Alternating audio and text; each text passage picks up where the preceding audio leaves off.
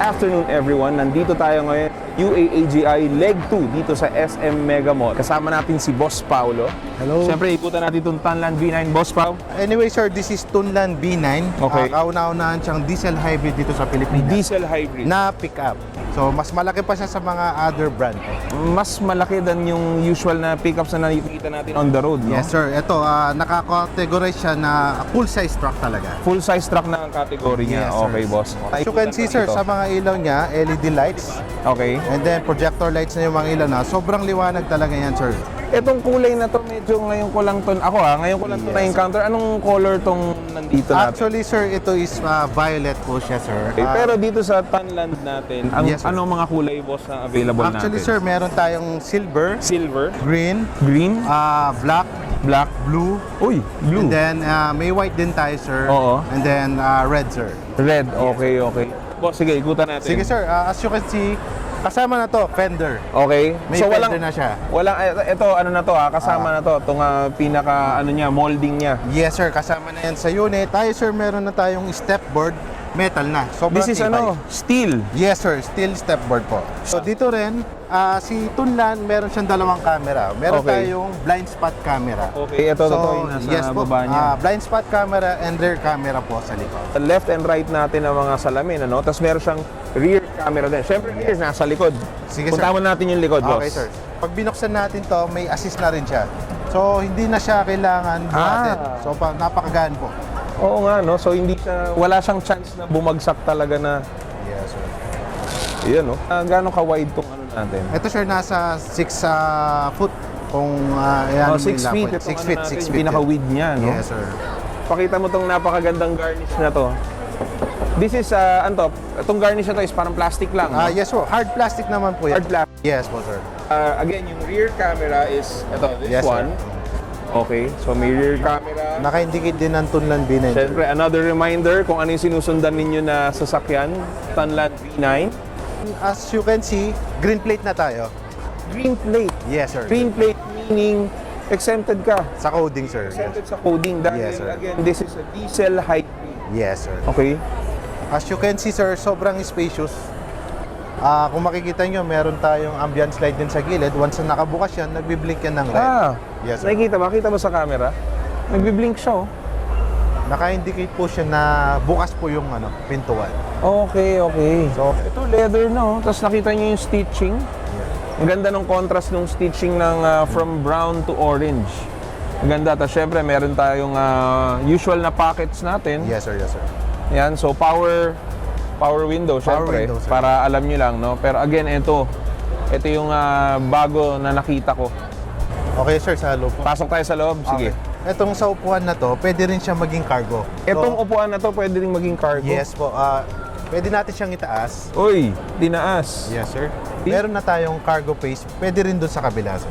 So ito sa tagal na nanonood din ako nung syempre pinapanood ko yung videos ng Tunland pero Yes, ngayon ko sir. lang siya nakita talaga. Ang ganda nito dahil meron siyang extra cargo na space. Again, kung meron ka mga gamit na komplikado, ayaw mong mabasa, andito yan, no? Itataas mo lang yung dalawang upuan. Parang 60-40 ang ano niya, no? Ang Yes, sir, division yes, niya. 60-40 na upuan, tapos pwede mo ng cargo space yung likod. Yes. Tapos sa likod, boss, is meron siyang mga air vents. Air vent sir, no? and then charger po for USB po. So meron siyang air vents, of course, para sa air conditioning, and meron siyang charging ports para hindi na kayo makikicharge sa harap, no? Tama Hindi po. nyo na kailangan mahabang kable, meron kayong sariling charging ports dito pa lang sa likod. Yes po, yes po. Meron din siyang Cup holder. Cup holder sir. Para mas komportable, kung hindi naman mamamaximize yung passenger seat dito sa likod, meron pa siyang armrest, of course, para sa dalawang pasahero na meron ding cup holder. Okay? So sa mga nagte-take out, sa mga mahiling mag-take out dyan, dahil pick up to, mahaba biyahe, for sure magte-take out kayo, dito nyo ilalagay ngayon ang drinks ninyo. Ganda. Kung ano yung nakita natin sa doors, brown leather siya with orange stitching. Ganda, ganda. Sige, Yes, boss. may mga airbags din yan. 6 airbags yan. 6 airbags. Yes po. So, syempre, si Photon hindi na limutan yung safety ng mga pasahero. Yes sir. Okay, sakay tayo.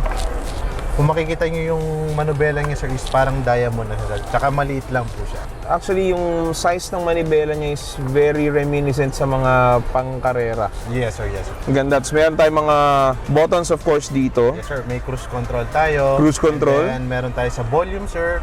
Siyempre may voice command din si Photon. May voice command. Yes sir. Sa infotainment sir, like radio, window, lights, pwede natin siyang i-voice command sir. And then sir, kung makikita nyo yung panel niya is full digital na talaga. Full digital panel. Yes sir. And paddle shift. Paddle sheet to. Yes sir. Ganda ito boss, itong mga buttons na to. Ito, button sir, as you can see, makikita nyo yung infotainment niya. Yeah. Around 16 ito, no? Yung Yes, pinaka-size nung infotainment Yes niya. po. Meron din tayong wireless charging for the Apple. Wireless charging, pwede ba ang Android dyan? Hindi pa. Hindi pa sir. Oh, pero ang ganda nito, yung mga buttons niya din, no? Yes sir. So kung dito naman sir, kung makikita nyo, meron tayong mga button din dito. Ito sa mga mode ng sasakyan. May standard tayo, eco, economic, and sports mode, Okay, eco, sports, snow, snow, okay. Mud, tsaka sun mode. sand mode. Okay. Hindi Ito yung mawawala. pang 4x4 na, no? Yes sir, auto, 2 high, 4 high, 4 low. Okay, so wala ka nang gagawin dito kundi imaneho mo na lang. Ikaw na lang ang kulang sa sasakyan na to. Yes sir. And then may diplak din siya. Okay. And then volume for passenger. Okay. So Okay. access ni passenger. So ibig sabihin, yung pasahero nyo, kung medyo hindi niya trip yung sounds mo, pwede din niya hinaan. Yes sir. And tama. meron siyang knob dito. Meron siyang wheel. May jog wheel siya dito para hinaan yung volume. Ang ganda. Tapos Sa- syempre, yes vents. Okay, as what is this?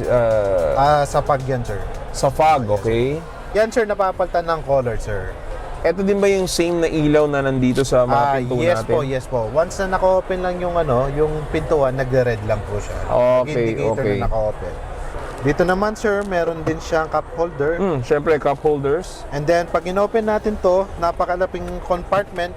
Pero actually, ang laki ng space na to. Pwedeng, ayan o, kuha ba dyan? Ganito siya kalalim. Ito, honest Ayan o, ganito siya kalalim. Hanggang dito. Ganyan siya kalalim. So, ang ganda. Ang ganda oh. By the way, ang height ko is 5'8". So, kung kayo ay 5'8", medyo ganito din ang posture nyo dito. Tsaka sa comfort naman sir, ito na naman si V9 is naka 5-link suspension siya. So coil siya, hindi siya naka lip spring. Okay to. Ang ganda na ito. Meron ba tayong for test drive na... Yes sir, sa ngayon sir, simula ngayon 16 to 19 po ng July, meron tayong test drive po dito sa SM Mega Mall po sir. O yan nasa day 1 pa lang tayo Yes sir, ngayon. day 1 pala po. Today is Thursday. Yes sir. Meron pa kayong Friday, Saturday, Sunday para ma-test drive ito or any units dito na under ng UAAGI. Yes sir.